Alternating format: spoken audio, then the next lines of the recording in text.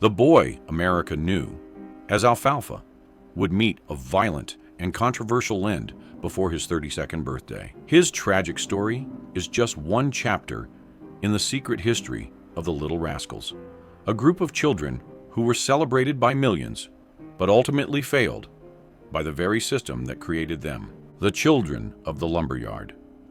It began not in a writer's room or on a grand Hollywood soundstage, but with a simple, frustrated glance out a window. One man, a visionary film producer, saw something in a group of ordinary children arguing over a piece of wood, something more real and captivating than any scripted performance he had ever directed. The year was 1921, and silent film producer Hal Roach was betting his entire studio's reputation on a radical, unproven idea that flew in the face of everything Hollywood believed about child stars. He had just finished auditioning a young girl for a role and found her to be overly made up and far too rehearsed, a miniature adult reciting lines without a trace of genuine childhood spirit. After she left his office, he looked out his window at a lumber yard across the street, and his perspective changed forever. For 15 minutes, he watched a small group of children engaged in a heated debate over a simple stick. He saw their natural expressions, their unscripted frustrations, and their authentic joy. It was a perfect, unpolished drama playing out in the afternoon sun. In that moment, Roach had an artistic epiphany. A series about children, just being children, could be a tremendous success. If he was wrong, it wouldn't just be a failed project. It could mean professional ruin. His vision was revolutionary for its time. He wanted to capture the raw, messy, and beautiful chaos of childhood, free from the stiff theatricality that defined other young performers. He envisioned a world where freckles were not hidden by makeup, and where childish squabbles were the heart of the story, not a flaw to be directed away. Work began immediately on this new series, with the working title Hal Roach's Rascals. The first pilot film, titled Our Gang, was completed, but Roach was not satisfied. It did not yet capture the spontaneous magic he had witnessed from his office window. Convinced his idea was worth perfecting, he ordered the short to be reshot, refining the approach until it finally mirrored his vision. He then took the film to several theaters in Hollywood, screening it for audiences to gauge their reaction. The feedback was overwhelmingly positive. The world, it seemed, was more than ready to fall in love with children who were allowed to be themselves. The concept was a success, but a gang is nothing without its members. And to lead this new cinematic family, Hal Roach would turn to a boy who was already a star in his own right, a trailblazer whose historic contract and quiet departure would set a precedent for every child who followed. The boy called Sunshine.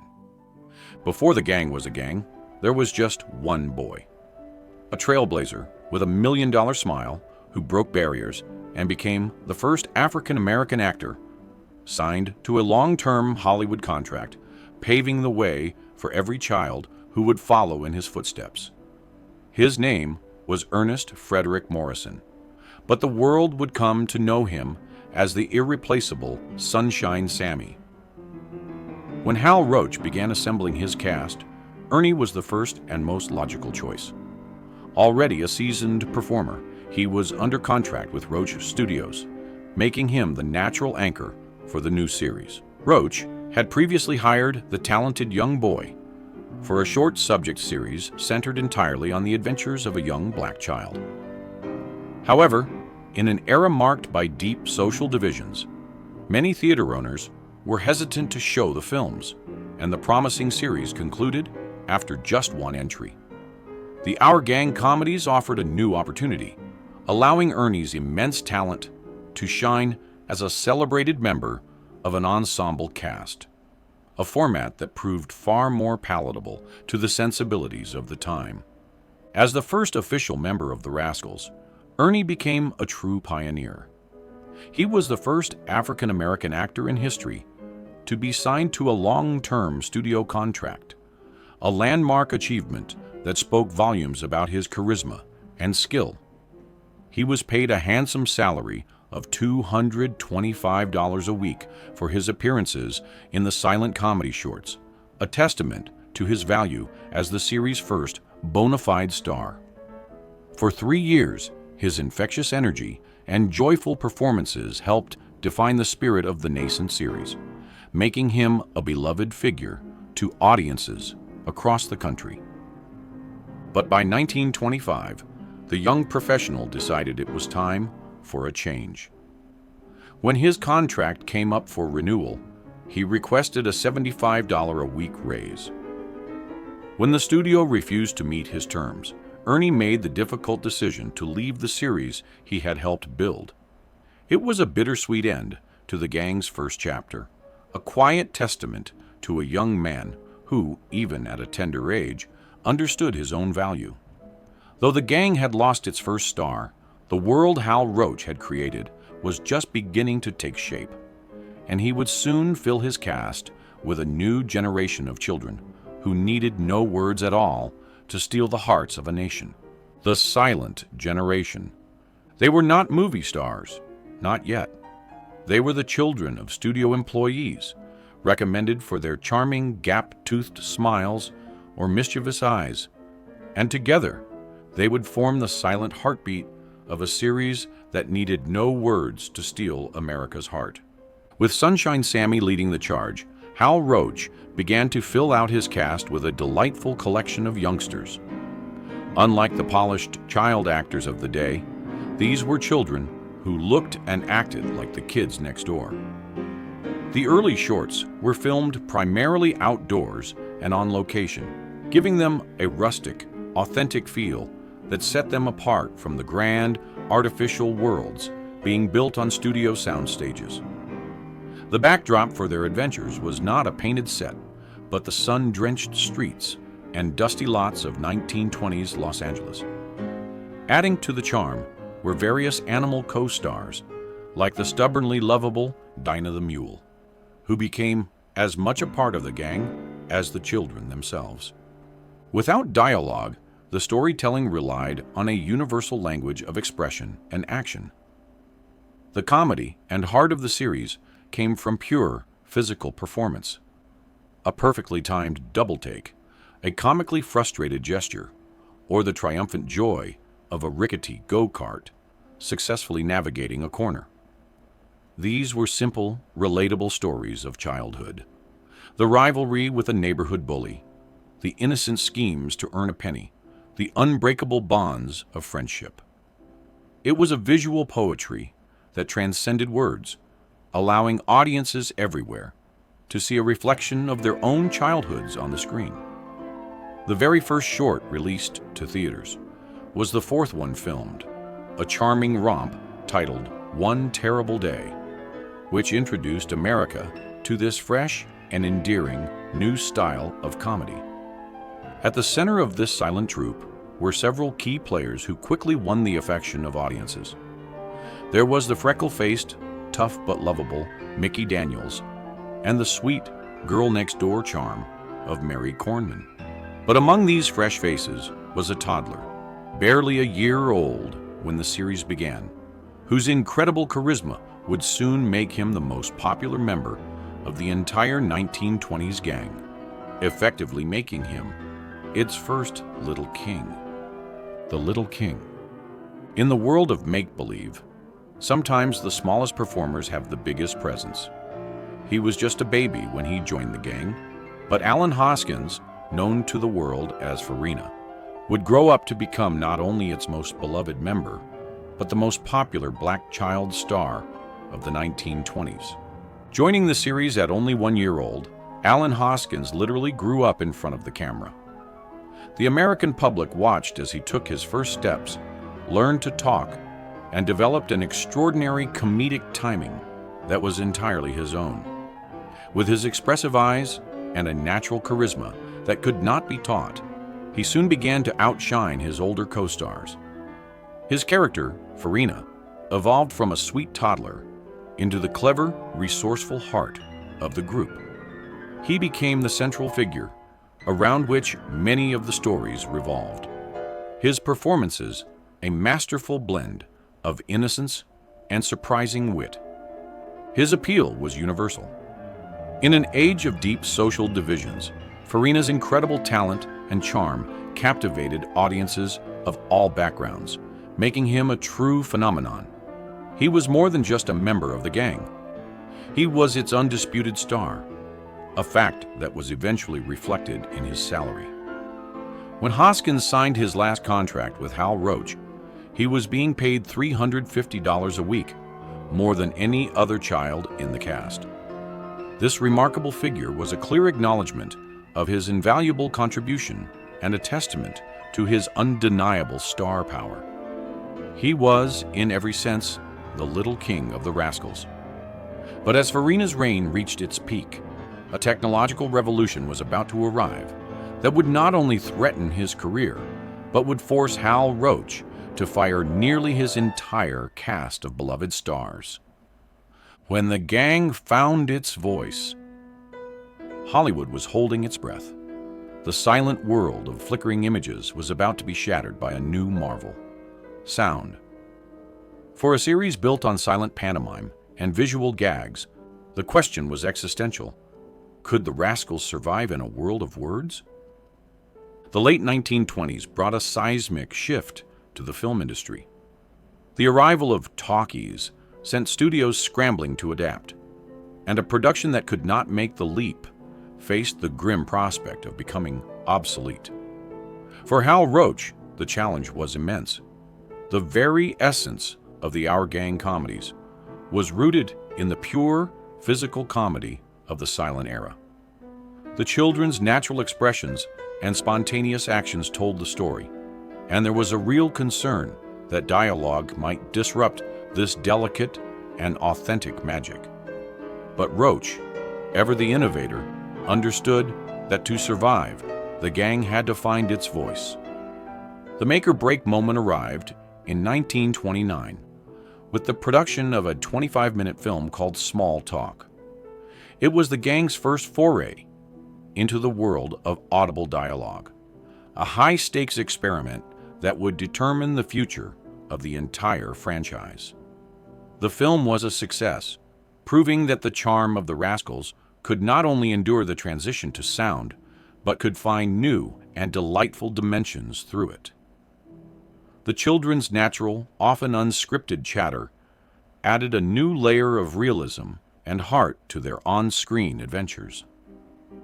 This technological revolution also marked a poignant changing of the guard. The beloved stars of the silent generation, performers like Farina, Mickey Daniels, and Mary Kornman, had perfected a style of performance that was made for a world without words. As the series embraced a new, dialogue-driven format, these original members began to depart, making way for a new cast. The silent era had come to a graceful end, and the stage was now set for a different kind of performer. A child whose personality was so bright it could be heard as clearly as it was seen. The heartthrob. With the dawn of sound came a new kind of star. He had a spark in his eye and a natural charm that the microphone adored, a little boy who could break your heart with a single tear-filled glance. His name was Jackie Cooper, and his arrival would change the gang forever. Jackie Cooper was a new breed of child actor, one whose talent was perfectly suited to the nuance of spoken dialogue.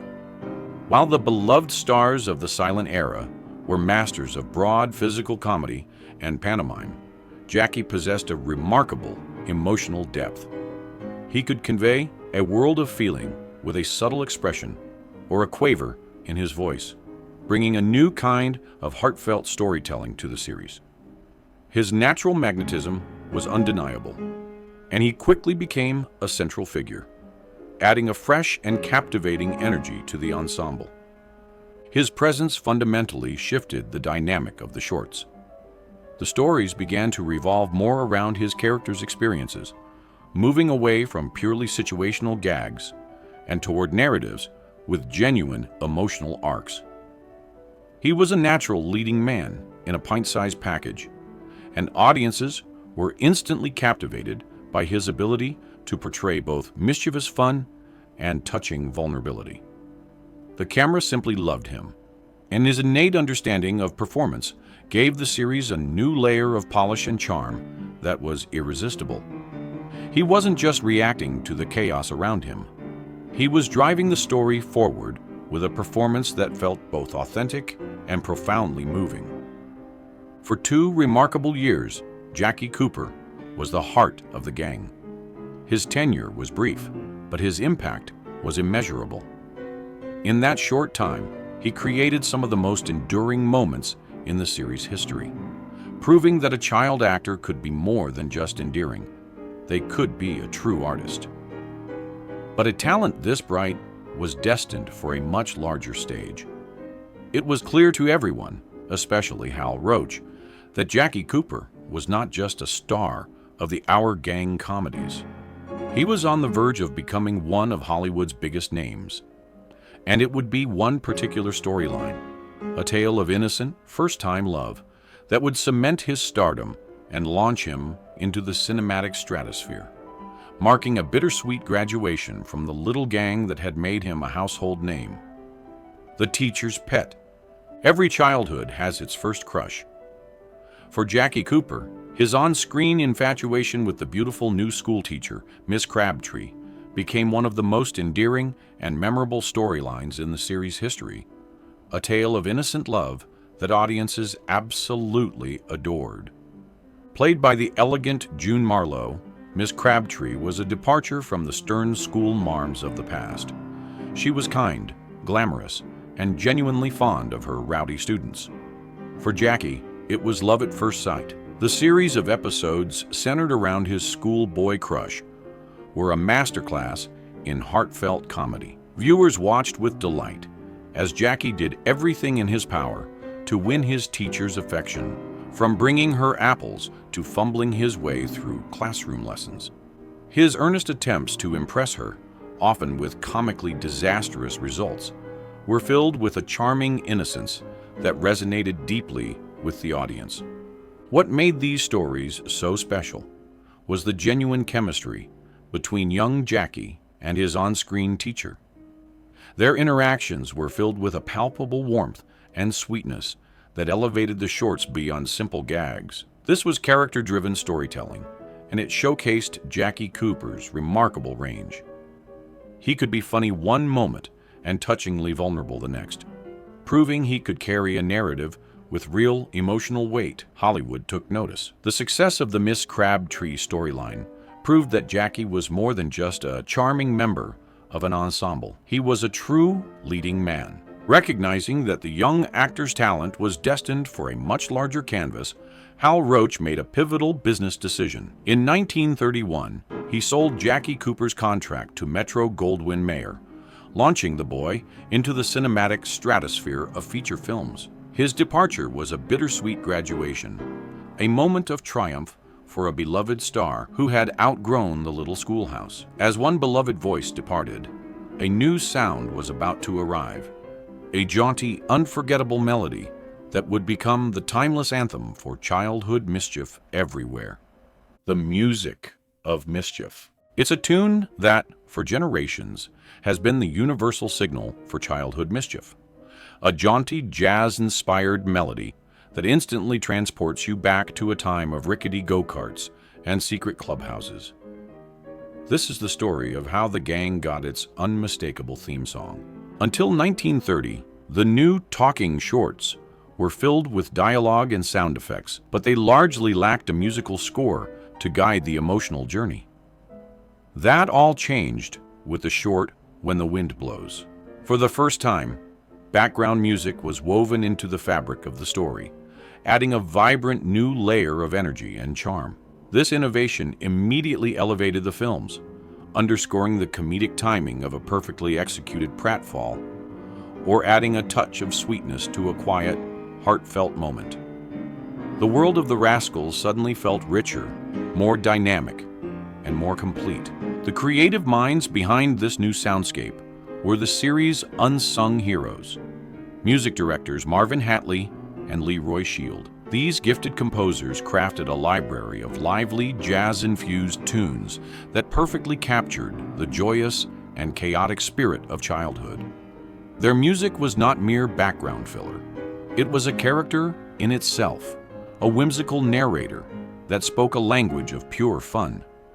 Among their many compositions was one particularly memorable melody, a playful and instantly recognizable theme titled "Good Old Days." This song would become the series' sonic signature, an unmistakable hallmark that was as essential to the Rascals' identity as their mischievous adventures. For decades to come, the opening notes of that theme would be an invitation to laughter, a promise of simple, unvarnished fun. The music of Hatley and Shield became inseparable from the films themselves, forever intertwined with the images of the gang piling into a makeshift jalopy or executing a harebrained scheme. It was the timeless anthem of their world, a piece of cultural history that continues to evoke a flood of warm, nostalgic memories for anyone who grew up with these beloved characters. As the gang's signature sound was being perfected, a new face was about to arrive on the Hal Roach lot, a 3-year-old toddler whose 11-year-old reign would not only define the series, but also trigger one of its most uncomfortable and controversial moments. The boy named Spanky. Sometimes the biggest stars come in the smallest packages. In 1931, a 3-year-old toddler named George McFarland wandered onto the Hal Roach lot, and for the next 11 years, he would not just be a member of the gang, he would become its heart and soul. The year 1931 was a time of great transition for the series. With the recent departures of beloved silent-era star Farina, the ever-charming Marianne Jackson, and the ascendant Jackie Cooper, the gang was in need of a new anchor. That anchor arrived in the form of a little boy from Texas, with a winning smile and an unforgettable nickname, Spanky. Possessing a cherubic charm and an uncommon confidence for his age, young George made an immediate and lasting impression. There was a natural presence about him, an innate understanding of comedy that could not be taught. Hal Roach saw it instantly. This was not just another cute child, but a star in the making. For the next 11 years, a virtual lifetime in the world of child actors, Spanky McFarland became the series' constant. While other children would come and go, each leaving their own delightful mark, he remained the reliable center of the Rascals universe. Audiences watched him grow on screen, from an adorable, scene-stealing toddler into the group's de facto leader. He was the pint-sized commander-in-chief, the confident schemer whose exasperated reactions to the antics of his friends became a cornerstone of the series' comedy. Young Spanky was quickly established as the star of the show, and he was soon featured in what many consider to be one of the funniest and most debated shorts the studio ever produced. A tale of mistaken identity that would delight audiences at the time, but would later be viewed through a very different, more complicated lens, and eventually erased from television history. The joke that wasn't funny anymore. It was meant to be one of the series' funniest shorts, a classic tale of mistaken identity. But over time, a story about a little boy and a wild man from Borneo would become something else entirely, a complicated and controversial piece of history. Released in 1933, The Kid from Borneo was a perfect showcase for young Spanky McFarland's comedic talents. The premise was simple and filled with classic slapstick potential. Spanky's mother explains that his black sheep, Uncle George, is coming for a visit, and at the same time, a sideshow performer billed as Bumbo, the wild man from Borneo, happens to escape from a nearby circus. When the tribally attired Bumbo appears at the family home, Spanky immediately mistakes him for his long-lost relative. The short then unfolds into a hilarious chase, with the terrified Spanky running for his life from the man he believes wants to eat him all while innocently crying out, "Yum, yum, eat 'em up, Uncle George." Audiences in the 1930s roared with laughter, and the film was considered a comedic highlight of the era. However, as the decades passed and societal perspectives evolved, the short was viewed through a very different lens. What was once seen as harmless fun was later recognized by many as problematic. The humor was derived from negative cultural stereotypes, and the portrayal of the performer, who was presented as having developmental challenges, became a source of significant criticism. The film that had once been a fan favorite was now seen as a reflection of attitudes and sensibilities that had long since been left in the past. As a result, The Kid from Borneo was eventually pulled from the television syndication package, vanishing from the airwaves where generations had come to know the Rascals. Today, it remains a fascinating, if uncomfortable, artifact of its time. It is a powerful example of how humor can change and how a piece of entertainment can take on a new and more complex meaning with the passage of time. While the short is still available for historical viewing on modern home video releases, its complex legacy serves as a reminder of the era's challenges. The relentless pace of production and the creative pressures of crafting these stories were beginning to take a profound toll on the man who had been the gang's guiding force from the very beginning, the Burnout. For over a decade, he had been the guiding hand, the director who shaped the messy, beautiful chaos of childhood into cinematic gold. But the magic came at a cost. And in 1933, Robert McGowan, the creative force behind the gang's most beloved shorts, abruptly walked away. McGowan was more than just a director. He was the primary architect of the series' unique and enduring charm. It was his patient, intuitive approach that allowed the children to be themselves, capturing the spontaneous moments of joy and frustration that made the films feel so wonderfully authentic. He had a rare gift for communicating with his young actors, transforming their natural energy into perfectly timed comedy. The effortless fun that audiences saw on screen was, in reality, the product of his meticulous and often exhausting work. He was the steady hand at the center of the delightful storm. But the relentless pressure of that role began to take a profound emotional and creative toll. The demands of working with child actors year after year were unlike any other in Hollywood. It required a bottomless well of patience, the energy to manage a cast with short attention spans, and the delicate touch needed to coax natural performances from children who were, after all, just children. After more than a decade of living in that whirlwind, McGowan was simply worn out. He was done. His departure was not the result of a dispute, but of sheer exhaustion, a classic case of creative burnout from a man who had given everything to the series. His sudden exit sent shockwaves through the Hal Roach studio. The gang's guiding visionary was gone, and production was forced to go on hiatus for several months while the search for a new director began. The series was at a critical crossroads. How could anyone possibly replace the man who had so perfectly defined its style for 12 years? Hal Roach was faced with an immense challenge: to find a new leader who could not only work with children, but who could also recapture the elusive magic that had made the series a global phenomenon. The cartoonist's vision. How do you replace a legend? Hal Roach found his answer in an unlikely place: a former cartoonist named Gus Mines. He brought a new eye and a different rhythm to the series, proving the gang's magic could survive a change at the helm. After the studio's months-long hiatus, the search for Robert McGowan's successor concluded with the hiring of Mines, a director with a unique and varied background. Having started his career in animation and later directing silent short films, including some of the popular Buster Brown comedies, Mines possessed a strong visual sensibility. He understood the art of the sight gag and the rhythm of physical comedy, making him a thoughtful choice to inherit the director's chair. For 2 years, from 1934 to 1936, he successfully guided the Rascals, proving to be a steady and capable hand. His talent was undeniable, and his credentials extended beyond the world of the gang.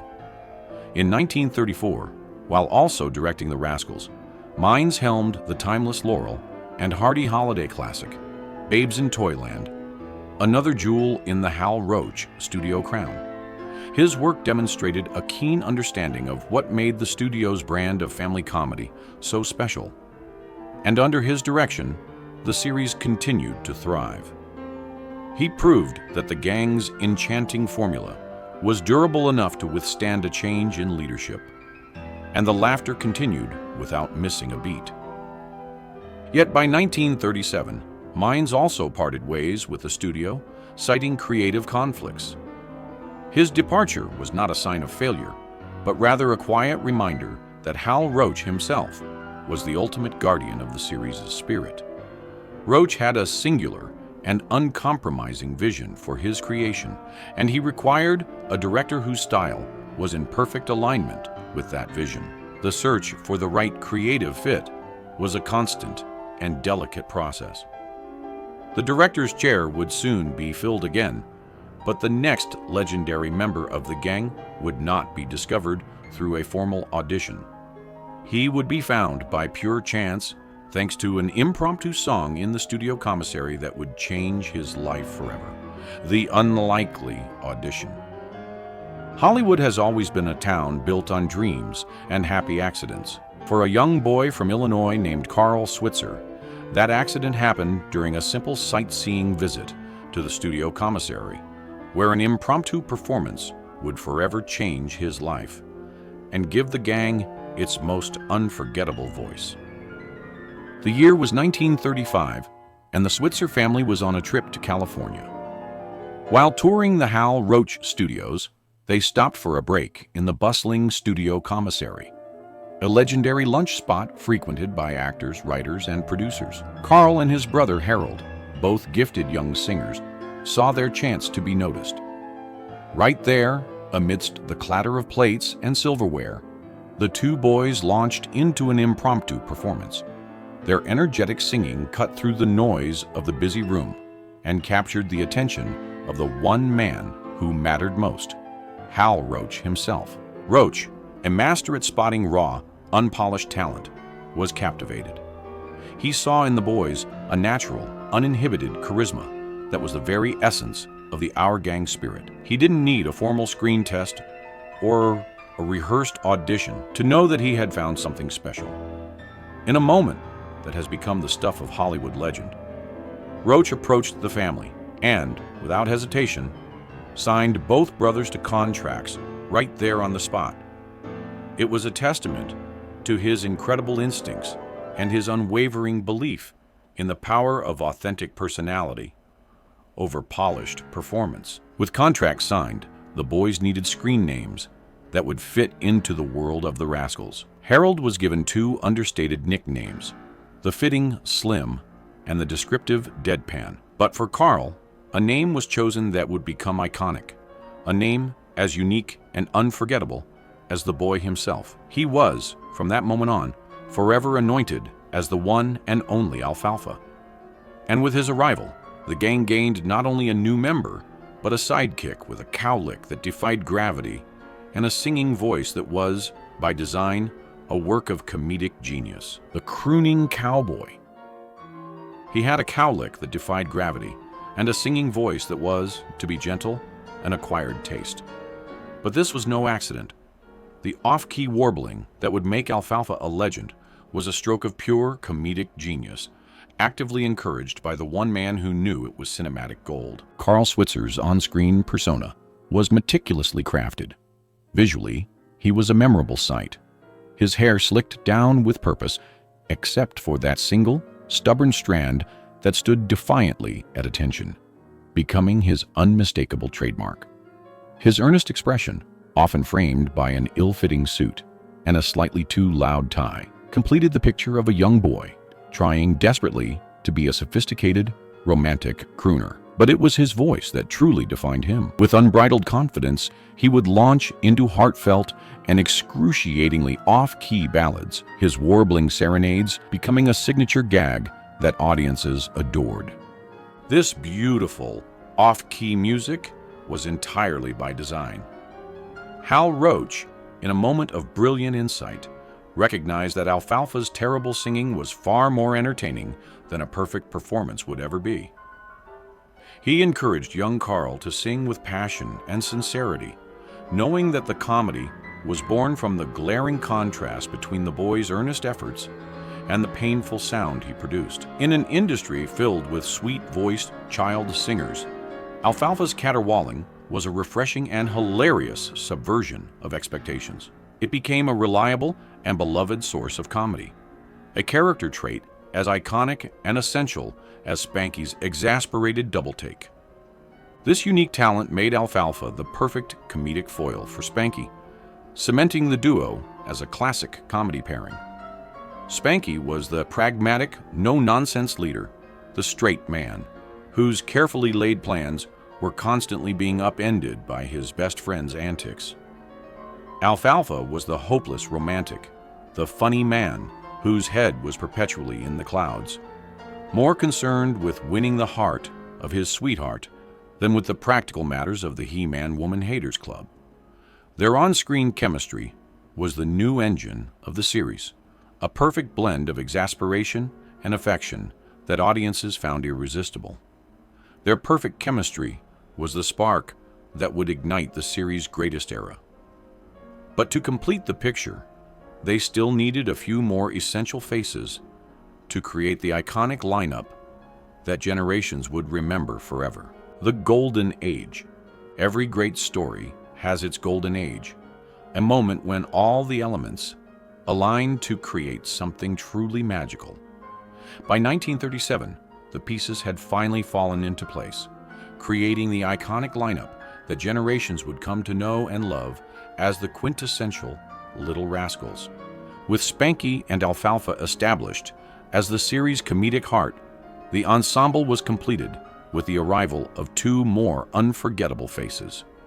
The first was the lovely Darla Hood, who became the gang's resident leading lady and the primary object of Alfalfa's affections. Her sweet charm and occasional exasperation with her suitor's antics made her the perfect feminine counterpart to the boys' club. She was the sweetheart of the group, the one they were all sworn to protect. Soon after, the cast was joined by the adorable Eugene Lee, who was given the fitting nickname Porky. As the youngest member, he became the loyal sidekick to Buckwheat, and together the two formed a delightful and often hilarious duo, their wide-eyed innocence providing a constant source of warmth and laughter. The gang was now complete. Spanky, the resourceful leader, Alfalfa, the love-lorn crooner, Darla, the charming sweetheart, and the inseparable pair of Buckwheat and Porky. This was the lineup that would define the series, their on-screen chemistry, a perfect symphony of childhood friendship and adventure. Each member had a distinct and vital role, and together they created a dynamic that felt both timeless and utterly real. This was the group that would forever live in the hearts of audiences, the undisputed Mount Rushmore of the Rascals. Of course, no group of heroes is complete without a worthy adversary. To provide the necessary conflict for their adventures, the gang was often pitted against the neighborhood bullies. There was the tough, imposing Butch, played with menacing glee by Tommy Bond, and his brainy, bespectacled sidekick, the bookworm Waldo. They were the perfect foils. Their schemes to sabotage the gang's clubhouse or ruin their backyard talent show, providing the dramatic engine for some of the series' most memorable shorts. This was the absolute peak of the Hal Roach era. The formula had been perfected, the cast was legendary, and the comedies they produced were pure, unadulterated joy. But the business of Hollywood is a relentless one, and the golden age of theatrical short films was beginning to fade.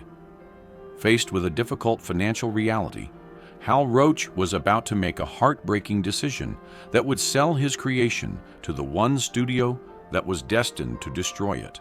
The end of a dream. For 17 years, the Our Gang comedies had been Hal Roach's most personal creation, a passion project born from a simple glance into a dusty lumberyard. But the winds of change were blowing through Hollywood, and the business of making movies is often a cold and unsentimental one. Faced with a difficult reality, Roach made a decision that would forever alter the destiny of his beloved Rascals. By the late 1930s, the golden age of the theatrical short film was beginning to wane. The rise of the double feature in movie houses across the country meant that there was simply less room on the program for the single reel comedies that had been the gang's bread and butter. While the series was still immensely popular with audiences, the profits were declining. Theater owners were less willing to pay a premium for short subjects when they could offer their patrons 2 full-length features for the price of 1 ticket. The reliable economic model that had sustained the series for nearly 2 decades was beginning to crumble. In 1938, he made the difficult and momentous choice to part with his most famous asset. He sold the entire Our Gang production unit, the name, the concept, and the contracts for the actors and creative staff, to his distributor, Metro-Goldwyn-Mayer. The price for this legendary franchise was the astonishingly low sum of $25,000. For Roach, it was a business deal. For the children of the gang, it was the moment they were unknowingly sold from a creative family into the cold, unforgiving machinery of Hollywood's biggest studio, a move that would ultimately seal their tragic financial fate. The family was gone. The little troupe of actors that had been nurtured in the small, intimate atmosphere of the Hal Roach Studios was now the property of Hollywood's biggest, most powerful, and most impersonal studio machine. A deep sense of foreboding settled over the series' future. The gang had been handed over to the lion. The question now was whether their unique and delicate charm could possibly survive in the belly of the beast, lost in the lion's den. At Metro-Goldwyn-Mayer, the sets were certainly bigger and the budgets were undeniably grander, but the heart was missing. The studio that famously boasted more stars than there are in heaven simply did not understand the messy, natural magic of the gang, and the films began to suffer for it. Many film historians and devoted fans consider the Metro-Goldwyn-Mayer era films to be inferior entries in the franchise, a sentiment that was shared by audiences even at the time. The children's performances, once celebrated for their natural and uninhibited quality, became noticeably stiff. The spontaneous charm and authentic chaos that Hal Roach had so carefully nurtured were replaced by a polished, but ultimately lifeless, imitation. The gang was now part of a massive, well-oiled machine, and the very thing that had made them special was being systematically smoothed away. The primary reason for this decline in quality was a fundamental clash of creative philosophies. The slick, highly structured production style that worked so beautifully for their lavish musicals and epic dramas was the very antithesis of Roach's organic method. Roach's directors had encouraged improvisation and built entire scenes around happy accidents. Metro-Goldwyn-Mayer, by contrast, preferred a world where every line was scripted, every action was blocked, and every scene was shot with a glossy, uniform perfection. The magic was gone. The scripts grew more formulaic, the situations less inventive, and the precious, unscripted moments that had defined the series' charm were polished away in favor of a more predictable, sanitized version of childhood. Adding to the problem was the studio's reluctance to let its stars grow up. Metro-Goldwyn-Mayer kept the beloved core cast members including Spanky, Alfalfa, and Buckwheat, well into their teenage years. This created an awkward on-screen reality where young adolescents were still engaging in the simple adventures of small children, a disconnect that further eroded the series' authenticity. The once unstoppable series was now visibly faltering, with the laughter from the audience starting to fade, signaling that the final curtain was about to fall. When the laughter stopped, the complaints from theater owners grew more frequent, and the box office revenues, once a reliable stream, continued to dwindle. In 1944, after years of diminishing returns, Metro-Goldwyn-Mayer did what was once unthinkable. They officially canceled the series. After 22 years and more than 200 films, the laughter of the Our Gang comedies fell silent. In the series' final years, new faces were brought in, a final attempt to breathe life into the fading franchise. A young Robert Blake joined the cast in 1939, followed by Billy Laughlin in 1940, who became known for his comically gravelly voice and was given the nickname Froggy. Despite the talents of these young performers, they had joined a series that was a shadow of its former self. The creative spark was gone, and no amount of new blood could reignite the magic that had been lost in the transition from Hal Roach's intimate studio to the corporate machinery of Metro-Goldwyn-Mayer. The quality of the shorts simply could not compare to the Roach classics, a fact that did not go unnoticed by the public or the theaters that screened them.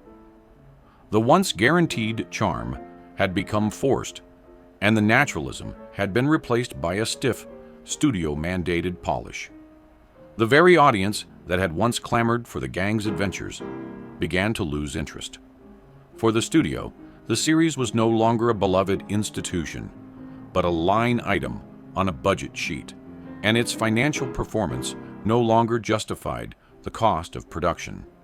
The cancellation in 1944 marked the definitive end of an era. The landscape of cinema had changed dramatically. The double feature was now king, and the world was in the midst of a global conflict that had shifted the public's tastes and the industry's priorities. The little gang that had weathered more than 2 decades of changing faces had finally run out of time.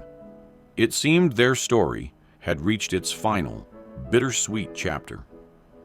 But in the unpredictable world of Hollywood, an ending is often just the setup for a surprising second act, and a new technology was about to make the gang more famous and more profitable than ever before. A second to life. In Hollywood, a story is never truly over. Sometimes it is just waiting for a second act. While the gang's theatrical run had concluded, a shrewd business decision by their original creator would soon give them a surprising and powerful new life on the small screen. Years after selling his creation, Hal Roach saw a potential that the mighty Metro-Goldwyn-Mayer had overlooked. In 1949, he made a clever move and bought back the rights to his entire catalog of classic shorts, produced between 1949 and 1959, 27, and 1938. However, the deal came with a significant catch. Metro-Goldwyn-Mayer retained legal ownership of the name Our Gang. Undeterred, Roach, ever the marketing genius, simply gave his beloved films a new title. He repackaged them for a new generation under the name that would become even more famous, the Little Rascals. Beginning in 1954, the newly christened Little Rascals were syndicated to television stations across the country, and their popularity exploded. For a new generation of children growing up in the post-war era, the gang's timeless adventures became a daily ritual, their black and white world a cherished part of the television landscape. The films were more successful than they had ever been, generating substantial profits and securing their place as icons of American popular culture. But behind this incredible resurgence lay a profound and heartbreaking injustice. Despite the millions of dollars the films earned in television syndication and the joy they brought to countless new fans, the original child actors received nothing. Their contracts, signed in the 1920s and 30s, were relics of a bygone era. They contained no provisions for television rights or financial residuals, concepts that were simply unimaginable at the time. While television stations and syndicators grew rich from their smiling faces, the actual rascals, now grown and often struggling, received nothing. They were the ghosts of their own success, watching from the sidelines as the world celebrated a prosperity they were never allowed to share. And this new life on television would soon face its own set of complicated and controversial challenges, an enduring legacy. For a new generation of children watching on television, the Rascals were more popular than ever. But their journey through the decades was not a simple one, marked by controversy, censorship, and a complicated debate over how we choose to remember our own past. Throughout the 1950s, 60s, and 70s, the films became a cultural touchstone, their black and white adventures a cherished staple in homes across the country. The gang's popularity reached heights that Hal Roach himself could never have imagined.